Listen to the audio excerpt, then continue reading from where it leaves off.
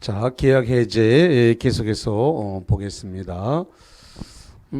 계약 해지를 이유로 계약을 그러니까 어떤 뭐 채무 불이행 이유로 계약을 해제를 할 때 바로 해제를 해도 되느냐 아니면 최고를 해야 되느냐는 문제가 남아요. 자, 그래서 여기와 관련을 해서 첫 번째로서 만약에 지금 이행지체에 있다 이거죠. 이행지체.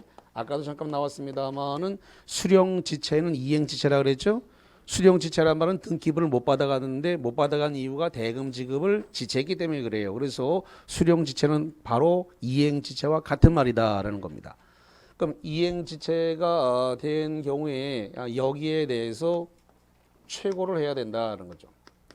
이행을 지체했는데 이게 지금 중도금에 대한 이행 지체인지 잔금에 대한 이행 지체인지는 모르겠습니다만은 이행 지체 부분에 대해서 최고를 하고 최고는 상당한 기간을 정하라는 말씀을 드려요. 상당한 기간을 정해서 최고를 해야 된다. 그래서 15일에서 30일의 기간을 줘야 될 것이고요. 최고를 했음에도 불구하고 이 기간 내에 이행을 하지 않았다. 이행을 하지 않으면 바로 계약이 해제가 되는 건 아니고 해제권이 발생을 하게 되는 겁니다. 해제권.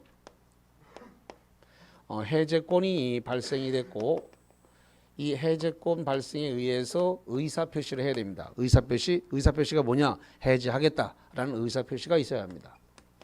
의사표시를 함으로써 계약이 해제가 된다. 이렇게 보면 되겠습니다. 자, 그 다음에 두 번째로서 이행 불능입니다.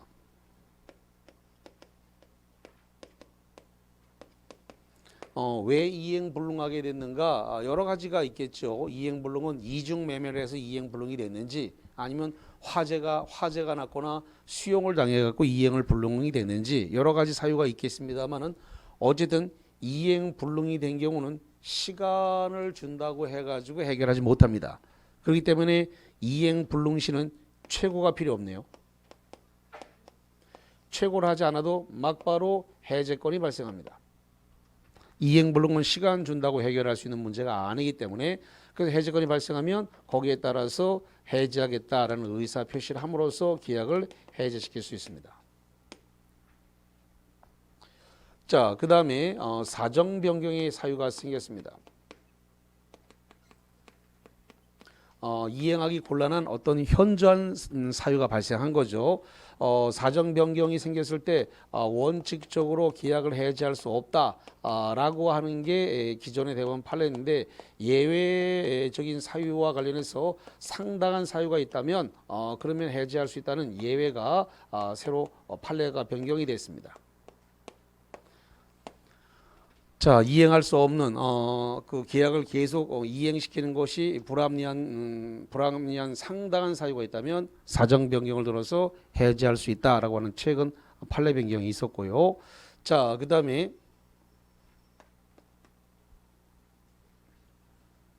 부수적 채무 불이행입니다. 부수적 채무 불이행이 있었다. 이 부수적 채무 불이행에 대해서 계약을 갖다가 해지하지 못한다라는 게 판례입니다. 계약을 갖다가 해지하지 못한다. 부수적 채무 불이행은 뭐가 있냐라고 했을 때 예를 들어서 토지거래 허가구역에서 허가 절차에 협력 의무가 있습니다.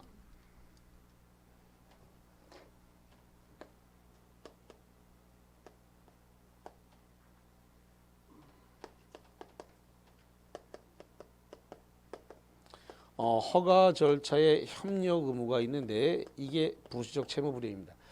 여기에 허가 절차에 협력 안 했다 그래서 계약 해지 안 돼요. 제가 그 토지거래 허가를 할 때도 이걸 말씀을 드렸습니다. 안 된다라고 무효 파트에서 유동적 무효에서 이거 말씀을 드렸어요. 그래서 허가 절차 협력하지 않았다 그래서 계약 해지 안 되는 겁니다. 이거. 그다음에 예를 들어 가지고 양도소득세를 매수인이 내주기로 했습니다. 원래 매도인이 내야 되죠? 양도소득세를 매도인이 내야 되는데 양도소득세를 매수인이 부담하기로 했어요.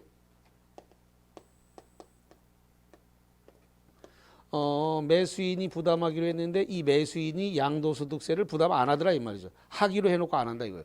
그랬을 때 계약을 해지할 수 있냐? 못한다. 그래서 이런 것들은 부수적 채무불이행이기 때문에 이런 걸 사유로 들어가지고는 계약 해지 못한다. 단 계약을 해지를 못하는 대신에 이건 할 수 있다. 손해배상을 청구할 수는 있다. 이렇게 되어 있습니다. 손해배상은 청구할 수 있지만 계약 해지는 못한다. 이런 내용입니다. 자, 그 다음에 이런 부분을 좀 보겠습니다. 만약에 여기 지금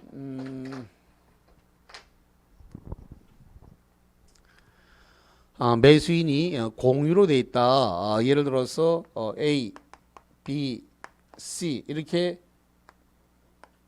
매수인이 공유 상태다. 매수인이 공유 상태라고 한다면 계약을 해제시키고자 하면 어떻게 되느냐? 그럼 계약의 해제 의사 표시는 전원에게 다 해야 된다라는 겁니다. 전원에게 다 해라. 그래서 다시 합니다. 지금 현재 매수인이 공유면 공유자 전원에게, 매도인이 만약에 공유다. 매도인이 공유면 이 공유자 전원에게 해제해야 된다. 그래서 전원이 전원으로부터 해제를 할 때는 전원이 전원에게 해제 의사 표시를 해야 된다. 그래서 전원이 전원에게 해제 의사 표시를 하라. 이렇게 규정이 되고 있습니다. 그 다음에 여기서 3자라고 했을 때 지금 이 3자는 요 매수인과 이해관계를 맺어서 등기 등록을 통해서 완전한 권리를 취득한 자라야 보호되는 3자다. 이렇게 규정을 두고 있습니다. 그래서 대항력 있는 3자, 대항력 있는 3자는 보호되는 3자다 아니다? 이다. 예, 이다. 이렇게 됐습니다. 자, 그러면 뭐 오늘 여러 가지 말씀을 드렸습니다. 일단 프린트물을 가지고 한번 보시죠. 자, 그러면 먼저 8번 문제를 하나 보도록 하겠습니다. 8번에다 별별 2개 치고 일단 보죠. 8번 너무 쉽죠? 8번 너무 쉬운 건데 이거 고민할 것도 없는데. 자, 8번 계약의 해제에 관한 효과에 관한 다음 설문 중 옳은 거. 너무 쉬워. 너무 쉬워. 몇 번?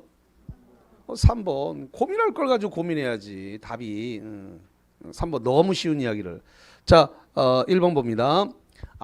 답을 맞추는 데는 다 알아야 맞추는 게 아니란 말이죠. GCR만큼 요만큼만 알아도 맞출 수 있는 거예요. 다 알아야 맞추는 게 아니거든. 뭐 다 알고 가서 맞추는 사람이 어디 있어? 요만큼만 알고 있는 거 지식 갖고 가서 또 맞추는 거야. 뭐 객관식 문제라니 그런 거지 뭐. 주관식으로 내가 가서 쓰는 것도 아니고 이게 밑밥 다 깔아준 건데. 자, 8번 1번 계약 해제로 양 당사자가 부담하는 원상 회복 의무는 동시 이행 관계가 있는 것이 아니므로 슬롯이 자릅니다. 여기 써놨네. 원상 회복은 무슨 관계라고 써놨어요? 동시 이행 관계다. 동시 이행을 안 하면 엎드려서 받아야 돼. 그래서 서로 대금과 등기는 동시 이행해야 돼요. 자, 그 다음에 두 번째 계약을 해지한 자는 원상 회복 청구와 손해배상 청구 중 어느 하나를 선택해서 행사한다. 여기 원상 회복을 의무는 당연히 있는 것이고 551조 손해배상 계약 해지는 손해배상 청구에 영향을 미치지 않는다는 말은 손해배상 청구할 수 있다 그랬어요? 없다 그랬어요?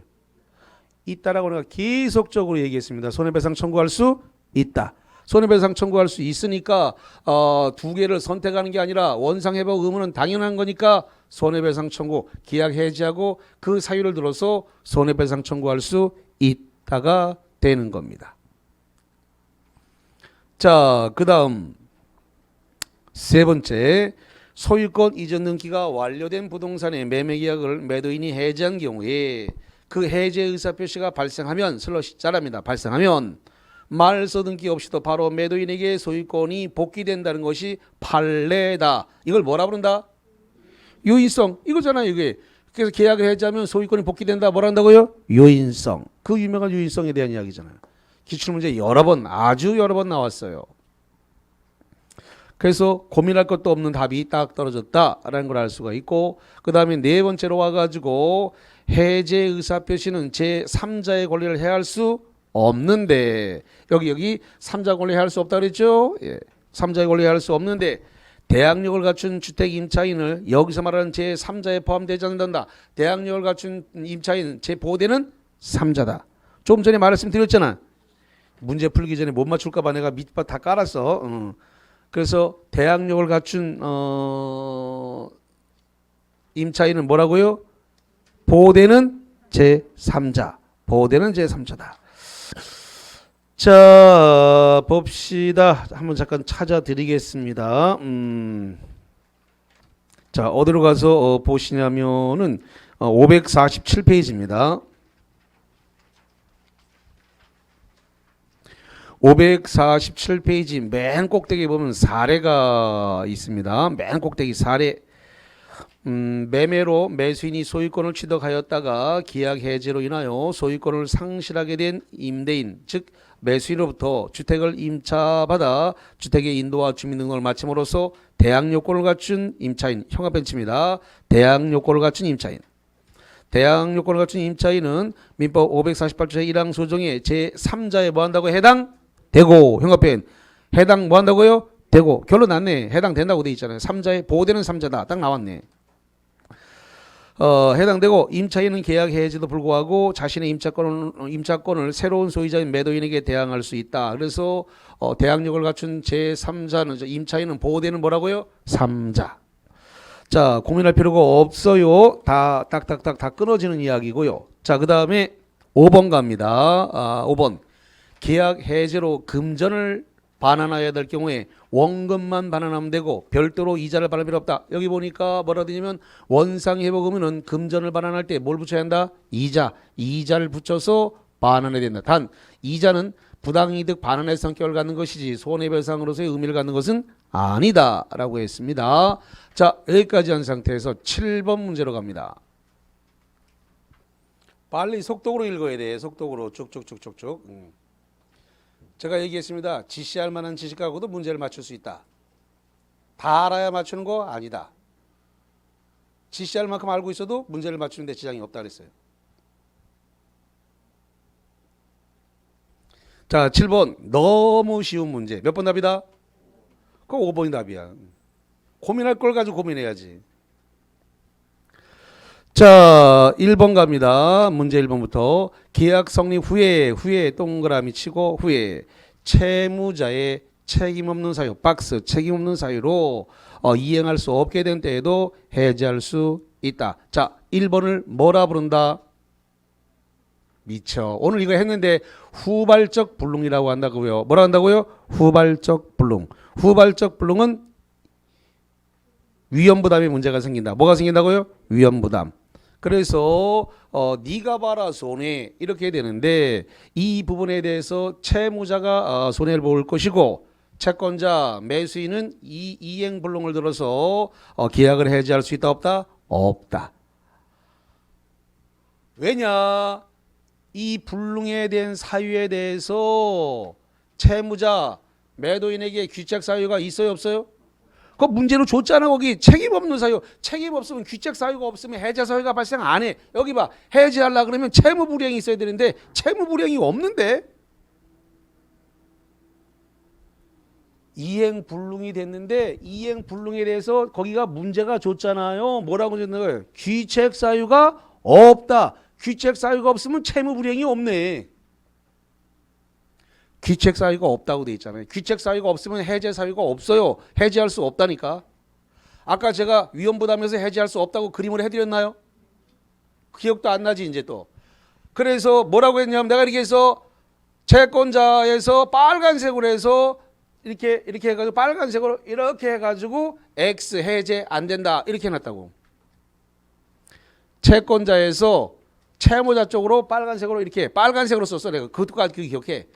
빨간색으로 이렇게 한 다음에 해제 못한다. X. 왜 못하냐? 귀책 사유가 없기 때문에. 잘못이 없기 때문에 왜? 귀책 사유가 있어야지 되는데 채무 불이행이 있어야 돼. 채무 불이행이 없단 말이에요. 이거 둘 다 매도인 매수인 양쪽 다 귀책 사유가 없어요. 이행하지 못하는 데 대해서 아무 잘못이 없어요. 그럼 삼자가 불냈다거나 방화로 불이 났거나 수용당했거나 그런 거예요. 그러면 해제 사유가 없어요. 그래서 1번은 후발적 불능인데 그 후발적 불능에 의해서 위험부담 문제가 발생을 했지만 이거는 계약 해제는 된다 안 된다? 안 된다. 집에 가서 다시 동영상을 돌려보시기 바랍니다. 분명코 안 된다고 되어 있습니다. 빨간색으로 화살표하고 그 밑에다 해제 안 된다라고 해제 X 써드렸습니다. 두 번째 갑니다. 물론 그거 몰라도 답은 고를 수 있어요. 너무나 쉬운 답이기 때문에. 두 번째, 쌍무계약의 채무자가 동시이행 항변권을 가지는 경우라도 슬러시 자릅니다. 지금 여기서 핵심은 동시 항변권이 있다는 거예요, 없다는 거예요? 있다는 거예요. 그러면 이행지체 책임을 진다 안 진다? 안 진다. 이행 제공을 할 필요가 있다 없다? 없다. 이행지체 책임. 왜? 동시에 항변권이 있다는 말은 상대방이 이행 안 하는 거고 나도 이행을 안 했으니까 둘 다 이행할 필요가 없어요. 저놈도 이행을 안 하고 나도 이행을 안 했어. 둘 다 이행지체 책임을 지지 않습니다. 채권자, 채무자 둘 다 이행할 필요 없어요. 자, 그래서 채권자 이행 제공할 필요가 있다? 아하, 없다. 세 번째, 채권자는 의무를 지는 자가 아니므로 슬러시 자릅니다. 채권자, 채무자 둘 다 의무가 있습니까? 야, 이거 채권자는 매수인이기 때문에 대금 지급을 해야 될 의무가 있어요. 채무자는 등기 이전을 해야 될 의무가 있고요. 양쪽 다 쌍모계약이기 때문에 의무가 다 있는 겁니다. 우리가 하는 매매계약은 쌍모계약이어서 양쪽 다 의무가 있네요. 그래서 거기 채권자는 의무를 지는 자가 아니다가 아니라 의무 져야 돼요. 채무자도 있고 채권자도 있고 양쪽 다 의무가 있습니다. 의무가 있어요. 예. 의무를 지는 자가 아니므로가 아니라 의무를 져야 돼요. 그 다음에 수령을 지체했다라는 겁니다. 수령을 지체했다는 말은 무슨 뜻이에요? 잔금을 치지 않았다. 그래서 채권자 매수인인데 매수인이 지금 잔금을 안 쳤어요. 그러니까 등기소리를 못 받았네. 등기소리를 못 받은 건 뭐라 한다고요? 수령지체. 아까 다 해드렸습니다. 수령지체. 수령지체로 수령지체할 경우라도 손해배상 청구권은 변론으로 하고 채무자, 여기서 채무자가 누구다? 매도인. 채무자는 계약을 해지할 수 없다가 아니라 있다. 잠깐만. 지금 수령지체는 이행지체고 잔금 지급이나 중도금이 지급이 되질 않은 거예요. 그러면 채무자, 매도인은 최고를 하고 여기 수령지체, 이행지체가 발생했습니다. 수령지체는 이행지체를 몰고 온다 그랬죠? 같은 말이라 그랬습니다. 등기 못 받아갔으니까 잔금을 안 쳤다. 이행지체다. 그래서 최고하면 이행을 안 했으면 계약을 해지할 수 있다 없다? 있다. 계약 해지할 수 있잖아요. 근데 해지할 수 있는데 없다 그랬으니까 틀렸네. 자, 그 다음에 4번. 계약 당시에 예상할 수 없었던 중대한 사정 변경이 생긴 경우일지라도 슬러시 자릅니다. 사정 변경을 이유로 하는 계약 해지권이 인정되지 않는다. 지금까지 인정되지 않았습니다만은 그게 예상할 수 없었던 사정 변경 사유가 있다면 상당한 사유가 있다면 해지할 수 있다고 하는 예외가 생겼기 때문에 계약 해지할 수 있습니다. 5번 부수적 채무 불이행이 있는 경우에 손해배상 청구는 할 수 있을 뿐이고 계약 해지할 수 없다. 맞네요. 부수적 채무 불이행을 들어서 계약 해지는 못한다. 단 뭐는 할 수 있다? 손해배상 청구. 손해배상 청구를 할 수 있지만 계약 해지는 안 된다. 그래서 위에 거 몰라도 답은 고를 수 있었다라는 이야기입니다. 다 알아야 답을 고르는 건 아니다라고 말씀드렸어요. 그래서 자, 거기까지 관련 내용을 정리를 했고요. 그 다음에 거기 9번의 계약 해제와 취소와 관련을 해서 일단 아는 범위 내에서 일단 풀어보세요. 일단 설명을 드릴 테니까. 자, 9번 볼게요. 해제권과 취소권에 관한 설명서 모두 옳은 거 나왔습니다. 번호로 얘기해 볼까요? 어디가 옳게 되어 있으니까 번호로 몇 번? 3번이 맞습니다. 자, 모든 법률행위에 인정된다. 그 1번에 모든 법률행위에 인정되는 것은 그건 취소입니다. 취소. 취소권이 모든 법률행위에 인정이 되는 거고 해제는 말이죠. 계약에만 적용이 되는 겁니다. 어디만 적용된다고요? 계약. 계약에서만 거기에 해제권이 인정되는 거예요. 그래서 모든 법률행위 인정되는 거는 취소입니다. 해제는 어디서 적용된다고요? 계약에서만 인정되는 거예요. 자, 그 다음에 두 번째, 법률의 규정, 법률 규정에 의해서만 발생한다. 법률 규정에 의해서만 발생하는 거, 법률 규정입니다. 법률 규정에 의해서만 취소권이 발생을 합니다. 다시 한번, 법률 규정에 의해서만 발생하는 건 뭐라고요? 취소권이에요. 그럼 법률 규정에 취소할 수 있다고 되어 있는 건 딱 4개밖에 없어요. 뭐? 제착, 사강. 그래서 법률 규정에 취소할 수 있다고 되어 있는 건 제착, 사강 딱 이렇게 4개만 법률 규정에 법에 정해져 있다. 법률 규정에 정해져 취소할 수 있다고. 그러면 해제는 어떤 경우에 해제가 되냐? 이것은 후발적 사유가 있을 때입니다. 무슨 사유라고요? 후발적 사유. 그러니까 약정 해제에 해당되는 후발적 사유가 생기거나 채무 불이행이라는 후발적 사유가 생겼을 때 바로 계약을 해제할 수가 있답니다. 다시 한번 해제는 무슨 사유라고요? 후발적 사유. 후발적 사유에 의해서 발생하는 겁니다. 그 다음에 세 번째, 권리 행사의 의사 표시, 그러니까 해제권과 취소권 둘 다 의사 표시가 있어야 해제나 취소의 효력이 발생하니까 3번 맞네요. 그거 봐요. 그거 몰라도 잘 찍어서 잘 맞추잖아. 뭐 다 알아야 맞추나 그걸? 그러면서 이제 점점점 이제 리갈 마인드 법적 사고가 생기는 거예요. 그 다음에 4번에 권리 행사로 인하여 발생하는 반환 의무의 범위는 반환 의무자의 선의악에 따라 달라진다. 이거 뭐다? 거기 밑줄칠게요. 선의악에 따라 달라진다. 여기가 포인트야. 선의악에 따라 반환 범위가 달라지는 거 아까 설명드렸어. 뭐라 그랬다? 부당이득 반환, 무효 취소잖아요. 부당이득 반환은 반환 범위가 선의와 악에 따라 달라진다. 무효와 취소. 무효와 취소는 부당이득 반환이라고 한다. 그래서 선의는 현존이익만, 악의는 받은 이익 전부에다가 이자에다가 손해배상까지 해줘라. 이렇게 되어 있다 그랬습니다. 그런데 여기 원상회복은 선의 악의를 뭐 한다고 써놨어요? 불문. 그러니까 반환 범위가 같다. 여기 지금 해제는 원상회복이니까 선의 악의 불문하니까 반환 범위가 선의 악의가 동일하다. 같다. 그러면 선의 악의에 따라 반환 범위가 다른 것은 뭐라고요? 취소, 부당이득 반환이죠. 자, 그 다음에 권리 행사는 포기할 수 없다 그랬는데 취소권은 포기할 수가 있어요. 다시 한번, 취소권을 포기하는 것을 뭐라 부른다 그랬을까요? 추인이라고 하지. 다시 한번, 취소권을 포기하는 행위를 뭐라 한다고요? 추인을 하게 되면, 임의 추인, 법정 추인이 있게 되면 취소권을 뭐 한 거라고요? 취소권을 포기. 그래서 권리 행사 포기할 수 있습니다. 그래서 이 취소권 포기하면 추인이 되는 겁니다. 추인이 뭐예요? 추후에 인정한다. 추인. 자, 그래서 거기와 관련된 사항을 봤고요. 자, 그 다음에 이제 뭘 볼 거냐면 일단 교재를 펴놓고 시작을 할게요. 이제 합의 해제 쪽을 좀 봐드릴 건데요.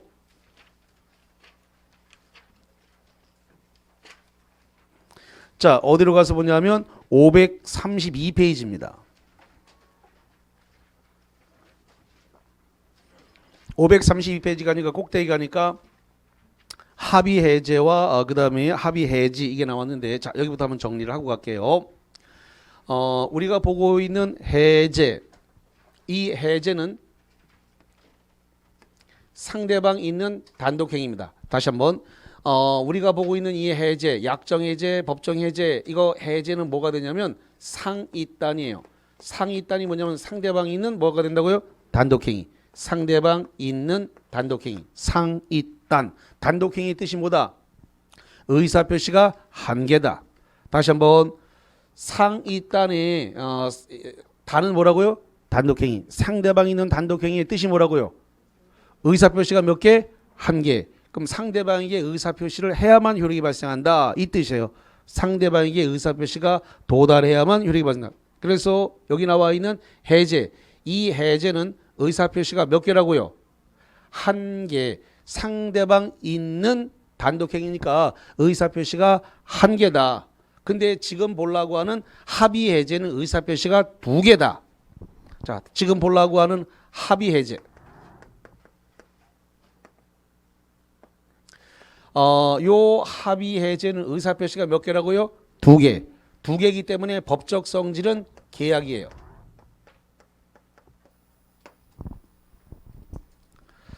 자, 다시 합니다. 여기 나와 있는 해제, 약정 해제, 법정 해제, 상대방 있는 단독행위라서 의사표시가 한 개예요. 단독행위. 그래서 의사표시가 한 개.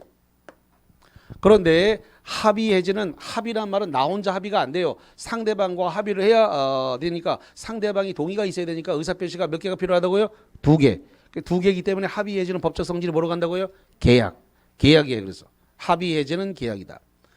그러면 요 해제와 합의 해제는 어떤 차이가 있느냐라고 했을 때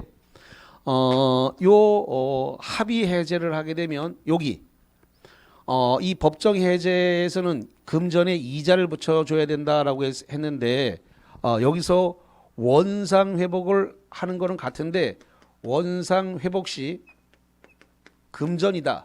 금전일 때 이자를 안 붙여요. 이게 결정적으로 차이가 납니다.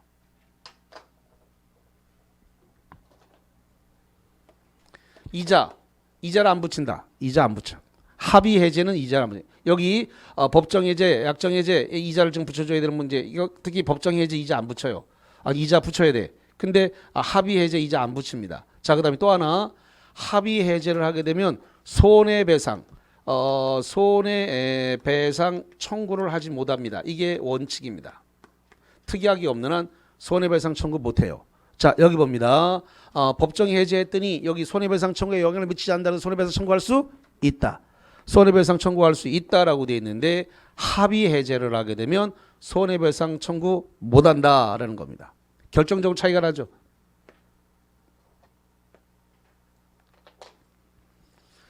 자, 그 다음에 이러한 부분인데 소급 무효가 된다는 점은 똑같습니다. 모두 똑같냐 그러면 제3자의 권리를 해하지 못한다. 그러니까 선의의 3자에게 대항할 수 없다. 그래서 제3자의 이익, 3자 이익을 해치지 못한다. 해치지 못한다는 점에서 똑같습니다. 소급 무효가 된다. 3자 이익을 해치지 못한다. 다 동일한 내용이 적용이 됩니다. 자, 지금 채무 불이행을 들어가지고 매도인이 지금 예를 들어가지고 이렇게 계약금을 갖다가 공탁을 걸었습니다. 계약금을 공탁을 걸었는데 또는 뭐 중도금을 공탁을 걸었다고 칩시다. 공탁을 걸었을 때 매수인이 아무런 이의를 제기하지 않고 공탁금을 찾아갔다. 다시 채무 불이행을 들어가지고 계약금이나 중도금을 매도인이 공탁을 해놨는데 매수인이 아무런 이의를 제기하지 않고 계약금 중도금을 찾아가면 대법원 판례는 그것은 합의 해제로 본다. 이렇게 대법원 판례가 나와 있습니다. 공탁금을 아무런 이의를 제기하지 않고 찾아가면 뭐로 본다고요? 합의 해제로 본다. 이렇게 규정을 하고 판례가 그렇게 규정하고 있어요. 그래서 합의 해제와 관련된 그런 부분입니다. 자, 그러면 거기와 관련해서 10번 문제가 한번 보도록 하죠. 예. 자, 10번 보겠습니다. 부동산의 매매 계약이 합의 해제된 경우에 관한 설명으로 틀린 것은, 자, 번호로 얘기해 볼까요? 몇 번이 틀렸다? 잘했습니다. 5번이 틀렸네요. 자, 1번부터 매도인이 잔금 지급 경과 후 해제를 주장하며 수령한 대금을 공탁하고, 그럼 뭐 계약금 중도금을 공탁했겠죠. 매수인이 이의 없이 수령한 경우에 특별한 사정이 없는 한 합의 해제된 것으로 본다라고 대법원 판례가 나와 있으니까 맞고. 두 번째, 합의 해제의 소급표는 법정 해제와 같이 제3자의 권리를 해하지 못한다. 여기 써놨습니다만은 합의 해제도 소급 무효가 되는 거고 3자의 이익을 해치지 못한다는 점에서 동일하다라는 겁니다. 자, 그다음에 세 번째, 매도인으로부터 매수인에게 이전되었던 소유권은 매도인에게 당연히 복귀한다. 이걸 뭐라 그래요? 유인성, 물권의 복귀, 유인성입니다. 자, 네 번째, 매도인을 원칙적으로 수령한 대금에 이자를 붙여 반환할 필요가 없다. 여기 뭘 붙이지 않는다고요? 이자를 안 붙여요. 법정 해제에는 이자를 붙여야 되겠지만 합의 해제는 이자를 안 붙여요. 아주 결정적 차이라 그랬습니다. 그 다음에 5번, 특별한 사정이 없는 한 채무 불이행에 인한 손해배상을 청구할 수 있다. 여기 손해배상 청구할 수 있다 없다? 없다. 손해배상 청구할 수 있는 것은 법정 해제는 손해배상을 청구할 수 있지만 합의 해제는 니캉네캉 깨자 그래서 깼는데 뭘 손해배상을 해줘. 합의해서 깬 건데 그래서 손해배상 청구하지 못한다라는 것이 되겠습니다. 자, 여기까지 일단은 봤고요. 지난주에 한 것 같은데 계속적 계약을 깰 때는 어떻게 깬다 그랬어요? 지난주 내가 해준 것 같은데. 자, 그러면 다시 계속적 계약에는 우리 민법상 뭐가 있다? 분명히 내가 지난주에 해줬을 텐데 계속적 계약에 관해서 계속적 계약 안 해줬나?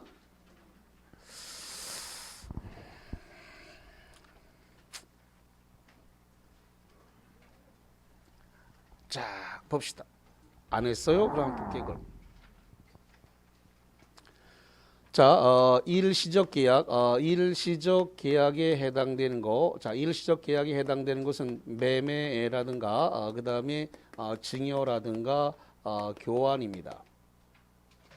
이런 건 일시적 계약이라고 하는데 한 번 이행을 끝내면 그 뒤에 별도로 이행하지 않아도 돼요. 그러니까 예를 들어서 잔금과 등기를 넘겼다. 그 다음에 증여물을 이전했다.